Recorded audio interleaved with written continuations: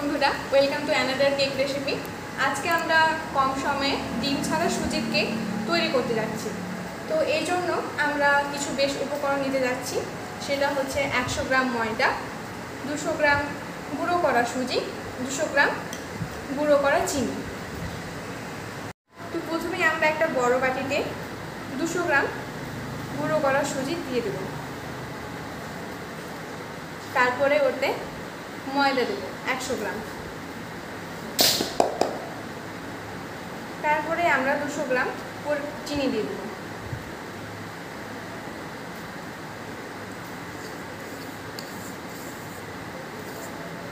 এটাকে ভালোভাবে মিশিয়ে নেব। ভালোভাবে মিশিয়ে নেওয়ার পর পরিমাণ মতো 100 গ্রাম সাদা তেল অর্থাৎ ফরচুন তেল নেব, দিয়ে ব্যাটারটাকে ভালোভাবে মিশিয়ে নেব।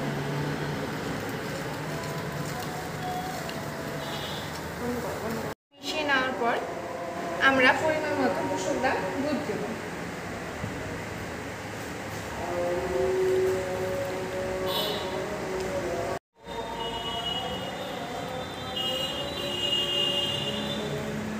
খুব ভালোভাবে নাড়িয়ে নেওয়ার পর এটাকে আমরা 2 থেকে 3 মিনিট একটা ঢাকনা দিয়ে রেস্ট করতে দেবো।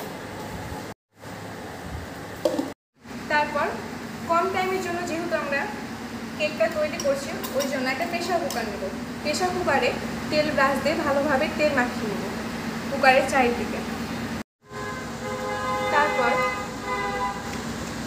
বাটার পেজ না থাকলে আপনারা ইরোর পেজও ইউজ করতে পারেন। এখানে আমি বাটার পেজ ইউজ করেছি। আমার প্রেশার কুকার এখন কেকের জন্য তৈরি হয়ে গেছে। 5 মিনিট পর ব্যাটারটাকে একটু নেড়ে তার মধ্যে ড্রাই ফ্রুট দিয়ে দেবো। আপনার কাছে যে ড্রাই ফ্রুট থাকবে আপনি সেই ড্রাই ফ্রুটই দিতে পারেন। এখানে আমার কাছে যা রয়েছে আমি তাই দিচ্ছি।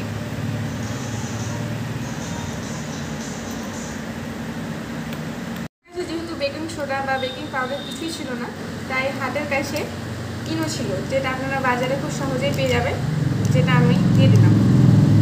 খুব বেশি নাড়তে হয় না। তারপর প্রেশার কুকারে আমাদের ব্যাটারটা দিয়ে দেবো।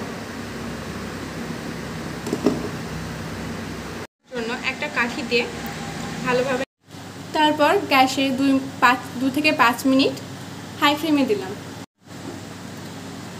45 মিনিটের জন্য। তারপর এটা লো ফ্লেমে প্রায় 30 মিনিট মতো রেখে দিলাম। 30 মিনিট পর কিছু ড্রাই ফ্রুটস আমরা ওপরে দিয়ে দেবো।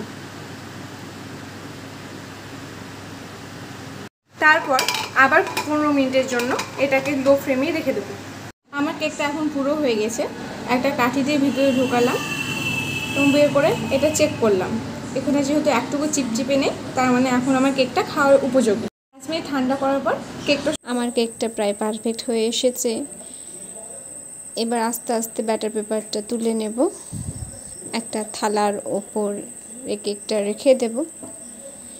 আমার কেকটা খুব স্পঞ্জি হয়েছে। এই রেসিপিটা যদি আপনাদের ভালো লাগে থাকে তবে লাইক, কমেন্ট অ্যান্ড শেয়ার করতে ভুলবেন না। আর নতুন নতুন আরও রেসিপি দেখতে এই চ্যানেলটিকে ফলো করুন। ধন্যবাদ।